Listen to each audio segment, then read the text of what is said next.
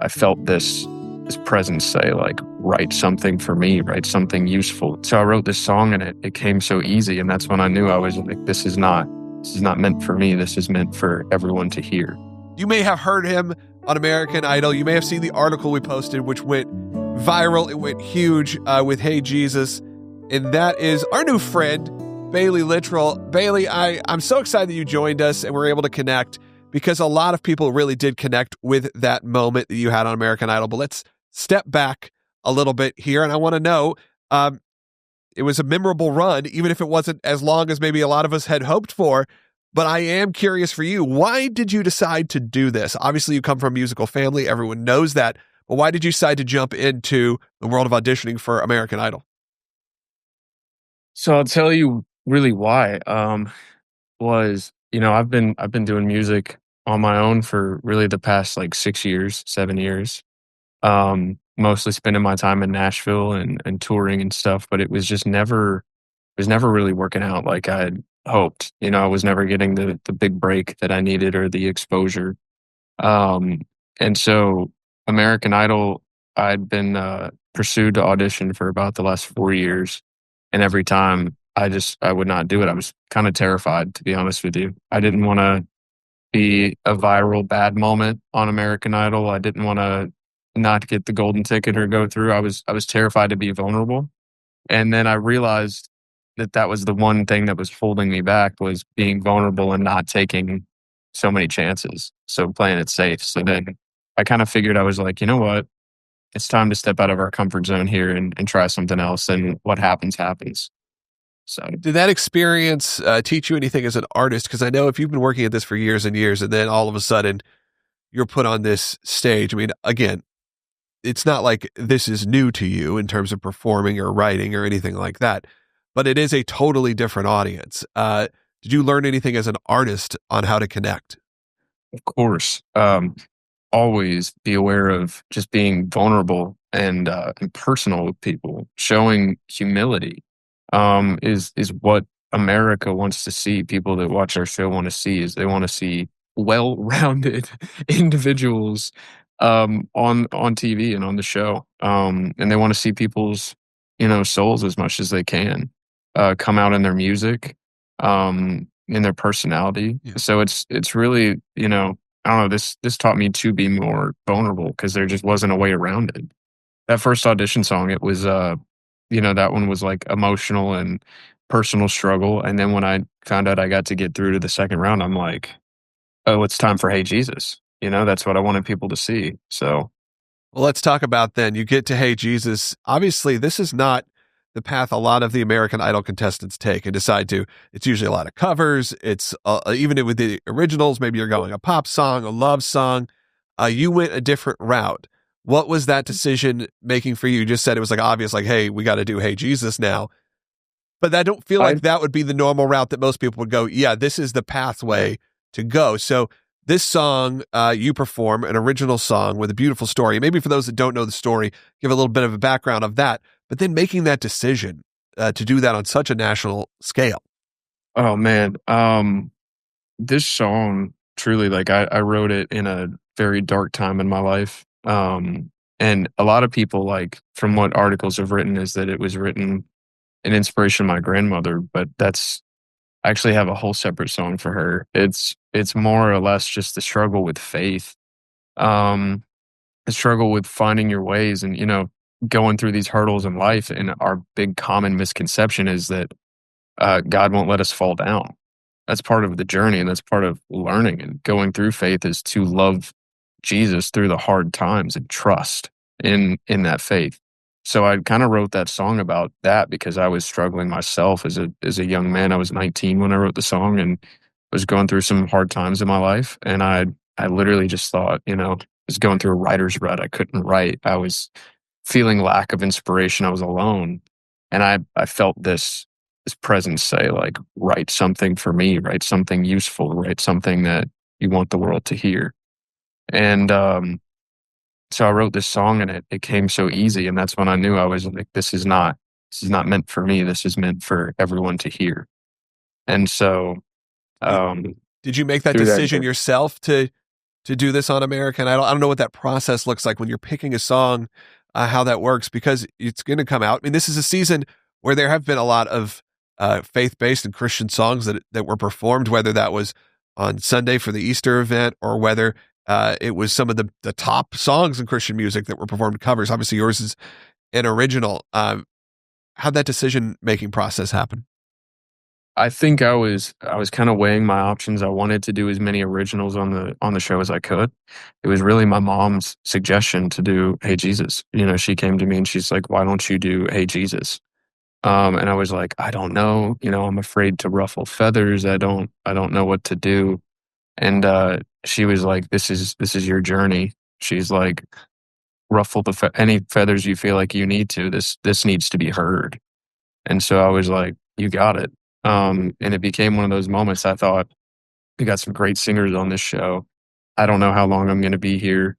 And so I thought, you know, I might as well, you know, hopefully try to bring some people to God while I'm here, or just, you know, uplift some people. So it Yeah. was just really that mindset. And you were able to be vulnerable and honest. And I think that's something that is happening right now in quote unquote Christian music, is this ability to ask those big questions, to actually discuss maybe your doubts, your struggles, the issues that can happen. But then when you take that and you amplify it, I know for you, it had to be a little bit different. I mean, I see your parents are there and they're very supportive and they're there every week and it's amazing. And it's someone who definitely not on the same scale, but in some ways, has had to overcome the sort of second generation uh, good and bad that comes with it. Uh, Of course. Knowing a bit of that, knowing that you decided, hey, I'm going into music, knowing there'd be that sort of shadow cast, knowing that when an article drops, it may start with, son of Brian from the Backstreet Boys. Does that affect the way you decide your songwriting and how you're going to perform? Because though there are similarities between you and your dad, obviously, it is drastically different in terms of the music that's being performed. Right. Um, I think it's always just kind of been there. I've learned to roll with it because I'm so, desensitized to it now. You know, I've seen it my whole life. It's always, people barely know my name. They just know my background or where I come from, and it's definitely hard. I'll tell you that, during my time just in the music industry, you know, people would try to sign me to a record label, and then they find out where I come from, and then they ghost me, never talk to me again. Yeah, Uh, it's the opposite of what people think it would be like in yeah, many ways. everyone thinks they're like, "Oh, why doesn't your dad get you a record deal? I see this." And my dad looked at me, he's like, "Oh my gosh, these people really have no idea. They have no idea." And it's just, and I get why people would think that. I mean, when you're on the outside looking in, there's a whole different perspective, right? But, um, it's just it's tough, but I would never change it. You know, these circumstances are just different. I'm proud of what my dad has done and who he is as a person, and, um, I never tried to trust me, like, I wish I wanted to do something different, but this has just always been the path, and so I want people to know too, I'm not trying to capitalize on anything. I'm just doing what I feel that I should be doing, and, you know, if that doesn't work, life goes on and there's other things you can do, but it's just I have to try it while I have the window to try it and have the chance, but, um I think if people hear your music, they're not going to assume you're trying to capitalize on it, because there's Right. obviously a more direct path. If you were just like, hey, I'm just going to essentially do what my dad did and try to get an audience here and try to rally the Backstreet Army every cycle, there's not an easy path there. That's very difficult as well, but it's a clearer path than what you're doing, Mm. which is clearly it's in your heart and you are putting out the music you care about. And you have a couple songs that deal with your faith. I know your mom mentioned one as well, beyond Hey Jesus, but also on the Easter special, you did that song from Welcome Home from your dad's Christian record.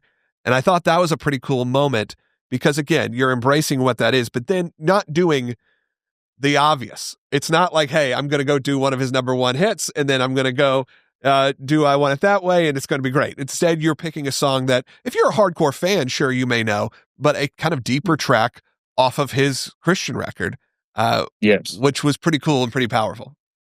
I wanted to highlight, um, you know, I love my dad's career. I love the boys and I love what they've been able to do, but I wanted to highlight my dad in that moment. I wanted to, just I see so many people come up to him and talk about how his Christian record helped them, and so I wanted to bring that to light and kind of like get people to go look at it again because to me it's one of my favorite Christian records of all time. And the song, basically dedicated to 9/11 just hits hard with my family. My mom was supposed to be on the second flight to hit the towers. She missed her flight.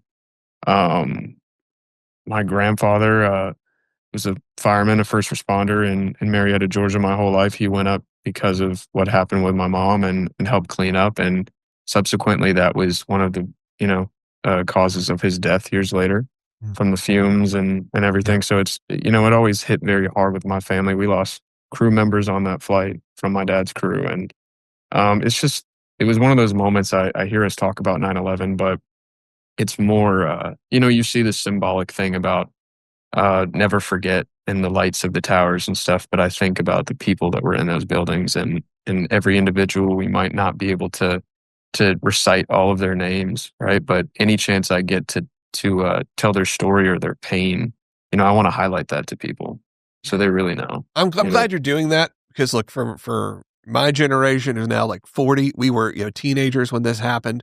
Uh, Mm. and I think it's easy. I taught at a university this past year in their film school, and it is interesting to see how time has changed the perspective of that and that event. And because now there's a whole generation, including yourself, that really grew up in an era post that, that it's hard to look back. And somewhat, your family's music is what, and a lot of those bands in that era are what got a lot of people through that. And you brought up that Christian record. I mean, I remember that was the year I moved to Nashville, and I got to interview your dad a little bit. You were running around as a little guy.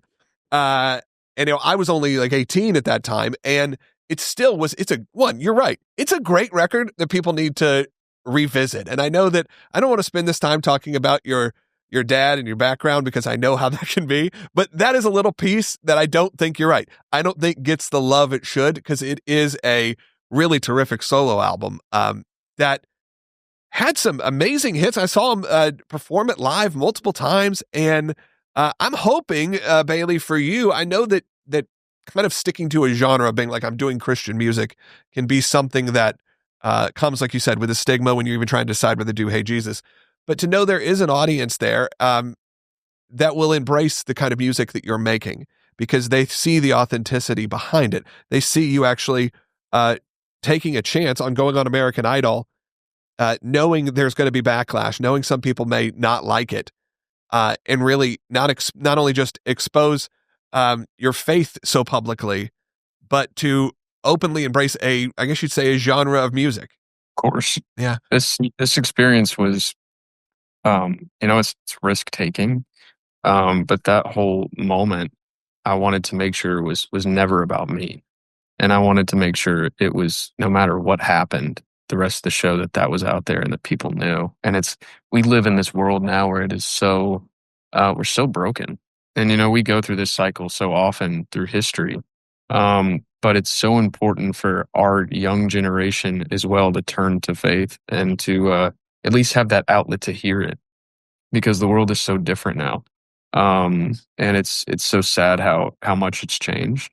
And I mean it's all part of prophecy, but it's at the end of the day, I wanted to say, hey, to Gen Z, even my later born millennials out there, like there's a kingdom waiting for you. There's a God waiting for you. And all you have to do is trust, believe, and it's that simple. Um, so it's just I don't know. It was one of those things I wanted to have that moment, and I wanted to convey that message. And I'm not I never believe I'm the person that should set the example or be that person. Like I'm very flawed. But I just want people to know, hey, just come to Jesus. Like come to if you feel that need, I'm not going to shove you, but I'm going to give you a nudge, and I hope that you see it. So So where's the it next was a step, I guess, leading for you, Baylee? I know that, look, in some ways, and I mean this in a good way, you got eliminated at a time in American Idol where you may not have to carry that, sometimes heavy burden of American Idol, the sort of stigma that can go with it. You were able to showcase what you can do without it being all you're known for is that moment. So you have an opportunity here. But I was curious, they were looking at it, knowing that you're in LA still, clearly working at it. You have these songs. What's the next step? The next step is releasing Hey Jesus. I'm actually going in the studio today to just refine some things, put some harmonies on the song, and hopefully get it out in the next month, and have it out there while it's still fresh in people's minds. Um, and just hope it does what I intend for it to do for people. So I'm excited. That's really where we are. I'm cutting more music and stuff today as well, as I did last week. So I'm just seizing the opportunity in the moment to be out here and get some music down before I go home and take a little reset. So, Do you I'm think excited. do you think Christian music is where you'll end up, or do you think this is a just a part of whatever facet of your musical journey is? I think this is I think this is part of it. And I want to be someone who can do both.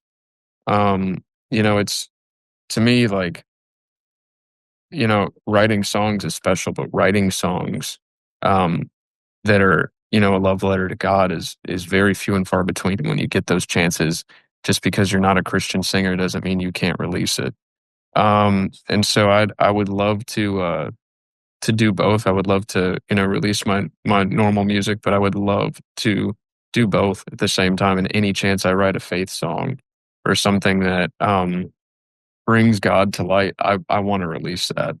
And I want people to know that you can do both. I love seeing people do both. I love seeing Jelly Roll and Brandon Lake doing crossovers and having those moments because we've got mainstream artists putting God at the forefront while still being able to do their music. And by doing both, you're also drawing people towards it.